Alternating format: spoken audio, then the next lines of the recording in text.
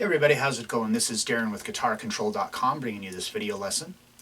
And today I want to show you, it's a fairly short riff. It's really only kind of using two chords. And technically that's just kind of one chord almost. This will make more sense when we get into it. But it's from the Doobie Brothers song Long Train Runnin'. So this isn't a lesson on the entire song. This is just basically the main riff. It's kind of like the intro for the song. But what I like about this is I believe that this is just a really good riff to play to build up your skills for timing and just rhythm in general. So this is what, I get asked a lot, like people ask, what did I do to like really help with my rhythm and stuff, and it was learning this riff. I've been playing this forever, and I just really feel like that it really helps, especially with your strumming hand, getting that, looseness in it, so you can, get the cool, the cool vibe that this riff has. So be sure to click on the link in the description for the tabs, and let's get close up and take a look. Alright, so, the main chord that we're going to be using for this is G minor 7. So I'm barring at the 10th fret all the way across all the strings except the low E string. Now I also like to have my finger up just enough so the low E string is kind of resting on the tip, so that way you're not going to hear that, because you don't want to hear that note.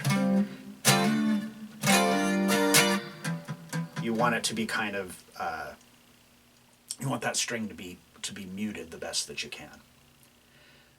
Alright, so the riff starts off actually with two muted strums. So for these muted strums, I'm keeping my fingers in place for the chord, but instead of pressing all the way down, I'm just letting them rest on the string, so that way it's just this percussive sound. So the riff actually starts, you rest on 1, 2, 3, and then on 4. These are 16th notes, but it's the last two 16th notes of the fourth beat. So 4, E, and so this is just and then it starts on the downbeat of 1 of the next measure. So just a quick down, up is how I do it.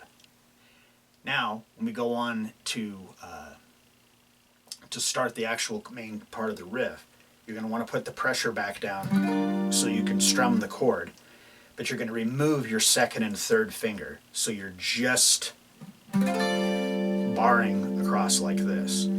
And then you're going to have to bring both of these fingers back down, like you hammer them on. Now, if you're a beginner, this will probably be kind of difficult to get both of these fingers to want to work at the same time and land in the right spot. So if when you're a beginner, a lot of times what happens is that you'll lift your fingers up and then they just kind of go, they don't maintain that shape, and then when you bring them back down, they land on the wrong strings or the wrong frets or whatever the case may be. So what you're going to want to do first then, if you're a beginner with this, is practice just lifting those two fingers up and setting them back down in the right place, and then work into hammering them down.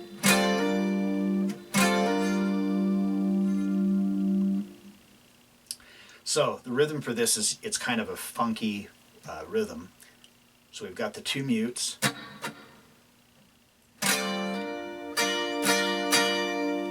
So we strum just across the 10th fret, hammer in the chord, and then 3 more strums. And then we've got muting again, and this is all 16th notes, by the way. So we've got muting again, and the first strum of the mute is, the last strum of the full chord was on the downbeat of 1. And so, the downbeat of 2. And so it would be 2 E and A, so it's 2 E and 3 E and then you put your pressure back down again, and then you've got 3 more strums, and then it basically starts over again. So.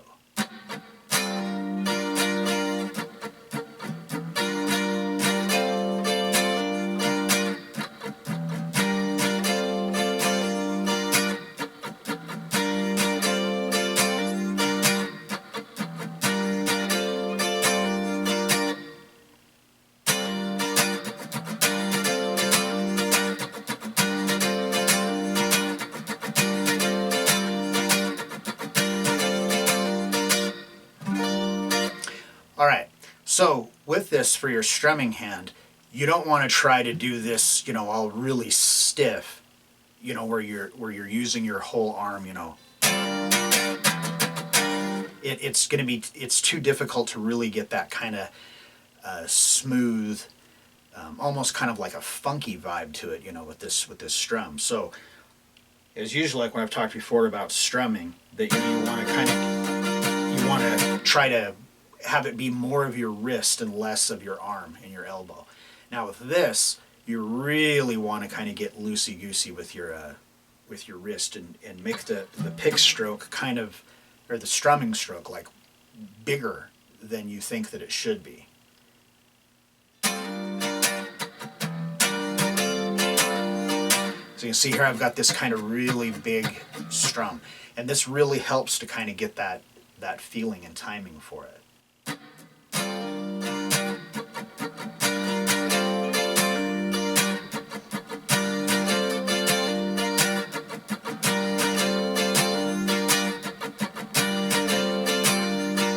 Now this is going to be kind of the thing that you're going to want to kind of get to where you can feel it. You don't want to be, trying to count this all out while you're playing.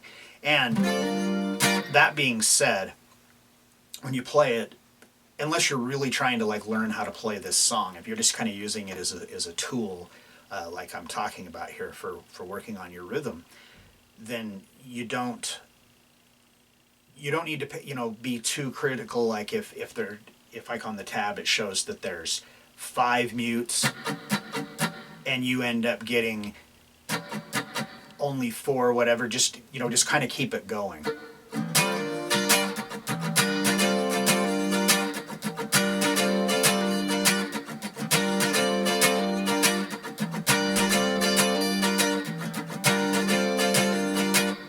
You want to be aiming to where you land on the A string. And again, that can be, a fairly difficult thing if you're a beginner. But just do the best you can. And the thing is, if you break this down and we first work on just your left hand, getting where you can hammer into that chord pretty decently, then you can really put your focus on your strumming hand and just keep your eye on it. Just keep your eye on that A string. So that way you try to land there. Now, if you overshoot your mark and you land and you start on the D string, it's just not a big deal, because the more you practice it and the more refined it gets, you'll be able to land more consistently in the right place.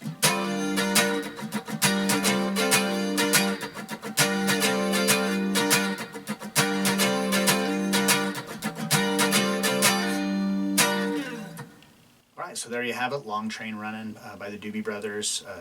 Like I said, not the whole song, just that main riff, and mostly just to kind of help you.